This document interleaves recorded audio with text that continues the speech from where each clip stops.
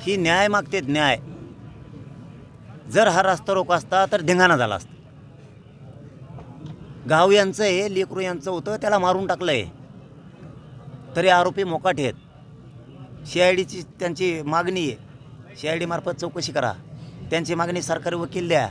त्यांची मागणी हे फास्ट ट्रॅक कोर्टात चालवा, याला फाशीची शिक्षा होऊ द्या. FIR चांगला घेतला नाही आहे, त्यांच्या म्हणण्याप्रमाणे तो घ्या. ही न्याय मागायचा, याला रास्ता रोको समजू नका, दाबू नका. बरं, प्रकरण दाबायच्या भानगडीत इथल्या जिल्ह्यातल्या छाती बोडून घेणाऱ्या नेत्यांना निक्षून सांगतो, याला रास्ता रोको समजू नका, याला जातीत तोलू नका आणि जातीचे लोक पाठीशी घालू नका, आत टाका. हे रास्ता रोको नाही, न्यायाची प्रक्रिया आहे.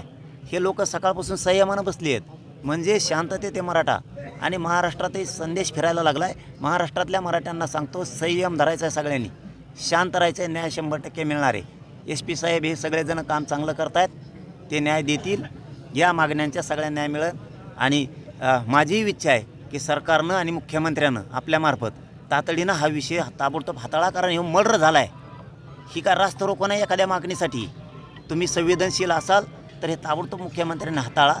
कारण त्या बॉडीवरती अंत्यसंस्कार होणं गरजेचं आहे. असाल सरकार म्हणून, मुख्यमंत्री म्हणून तुम्हाला थोडी जणाची, तर ताबडतोब लक्ष घालायचं.